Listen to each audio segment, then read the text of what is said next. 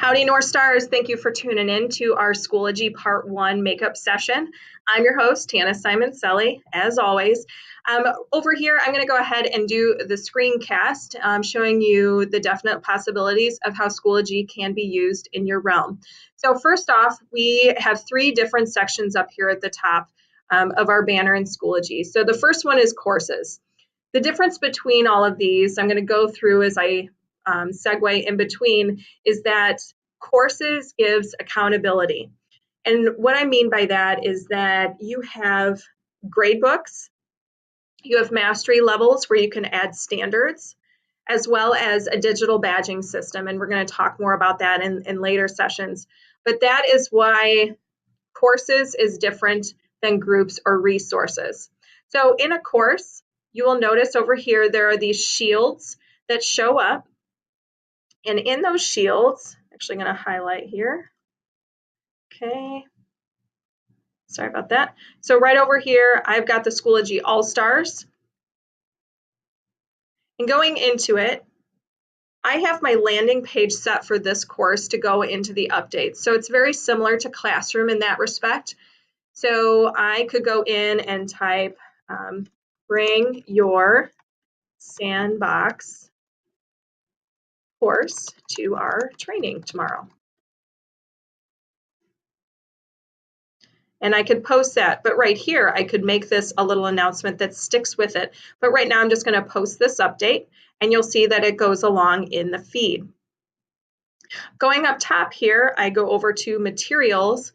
And in courses, the materials are going to be that bulk of the content, the assignments, the assessments. That's where everything else is going to be housed. So if I am doing session 1 in Schoology, I can go over here to the course, first session, and I can see build your profile, all of these other folders. Anytime that you use the little caret on the left-hand side, it will then expand that folder out.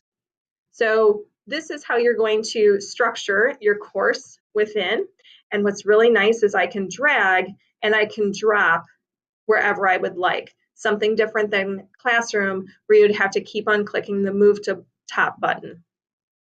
Students see this in a very different way. As you can see, you've got all of these tools. But if you wanted to see what a different student view looks like, because this tool does give you the ability to personalize. So if I go over to View Course As, I can see what Monica Bailey sees the course as. So if I gave resources to her different than another student, then I would see that. You would also see if she has checked that update, and she hasn't yet, which is totally fine because I just posted it. But then that gives you the ability to see what resources you've dispersed to specific students and what they see. Going over here, again, you have the ability to see members in the course. This is where you can add members in your course.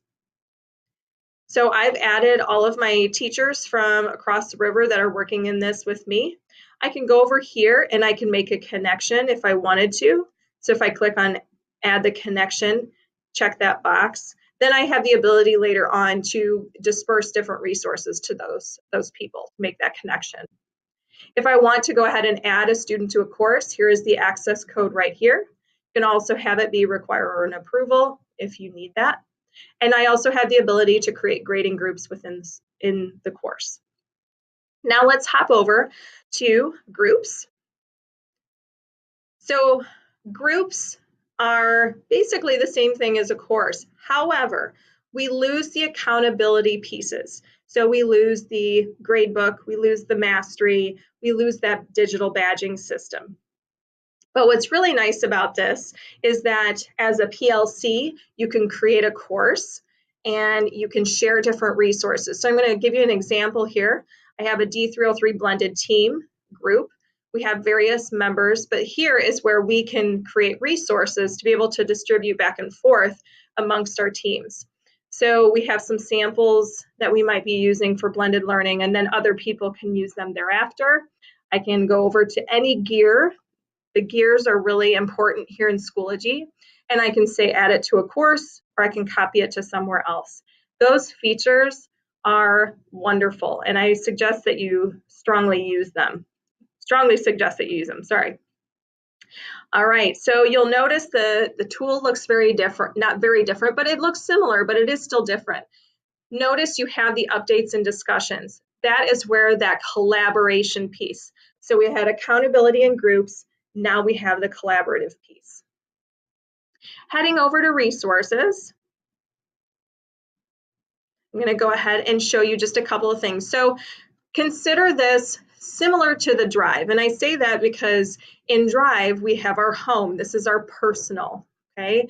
And that means that this is only seen by me. Now, maybe some of these resources you've pushed over to a group, but this is where you're housing things to work on by yourself. I can go in and I can build a whole Schoology training course within here, and then I can push it over to another place, just like I could with the resources. If I go over here to public resources, this is where I would also strongly suggest taking a look, because one of the things that you'll notice is this is where people have open source that they've created. Now, is everything vetted? No. But I will say this, it is always good to see what others are doing to then mold the route that you're going to go. And if I look down into some of these different facets, I can see then, oh, I think I want to look at his badges. Okay, let's see what he has to say about badges. This is a user that has had so many. Okay, so this teacher is showing you a page that he created based on his Kodiak Bear badge template. And he might have had to show, how does he do this on a Mac? How does he create a badge? So he's actually sharing that page with you. Whether you keep it or not, that's totally up to you, but you would just click on this button, show added, and you could choose where you would like it to go. So downloads is going to be back in your resources, back in your personal drive. I'm going to hop back over to public resources.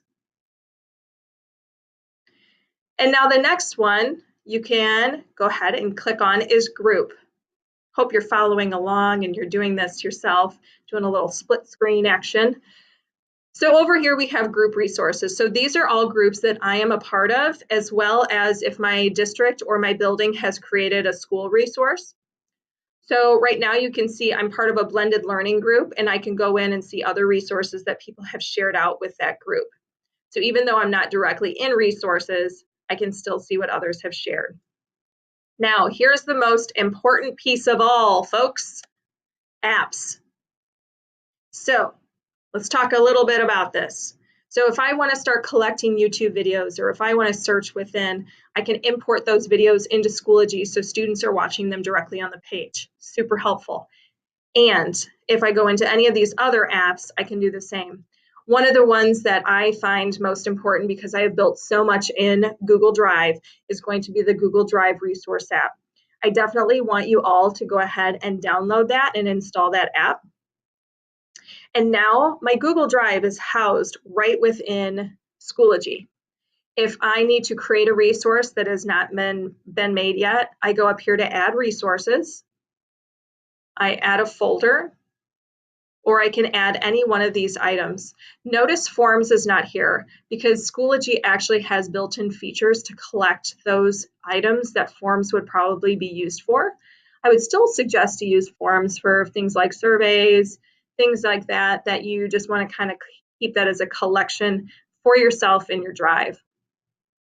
But if I wanted to go and see, such as Schoology Training, and see who has signed up for my Schoology training. So we've got spring. Okay, so I could go in here. Once you check this box, it gives you the import, or you can do this from the gear, and you can import file, link, or private link. So if I'm importing these items, one thing I do want you to remember is that this is not a Google product. Google is an add-on. So when I go to import file, it would actually give me a doc that was converted into somewhat of a Word document. So I'm suggesting to all of my teachers as of right now to go ahead and just import the link. And then that way you still have it open into the Google realm. So those are those three aspects that we went over the other day. The last thing that I would encourage you to do before you come and see me tomorrow is going to be your profile. We all were building our profiles in that course. So I want to see everybody with a picture in that is a digital representation of them. And you can do that by clicking on this edit button. Going over here, telling what subjects that you teach, if you teach, or if you're like me, I'm going in and saying what I am doing here in the building. You can change your interests, your contact info, but this is something that the district does not put in for you. You would be putting that in. Save any changes. And then you're going to exit out right up here at the top. Okay, and I'm just going to hit cancel. Okay, and then over here you can edit the picture. Now the pictures cannot be large in their file sizes. So it is a 5 meg, I believe, max. Excuse me. If I click on edit picture, I have the option to change the thumbnail, or I can attach a file. So here's where that max is. I'll be sharing with you in our next course, or in our course itself, I'll be sharing with you how to create your tiles for not only your profile pictures, but also to create your classroom and your group tiles. But that was a really quick synopsis of what we went over this past week in part 1 of Schoology, and I hope that you are able to join us again tomorrow, all periods, and I'll see you soon. Thanks.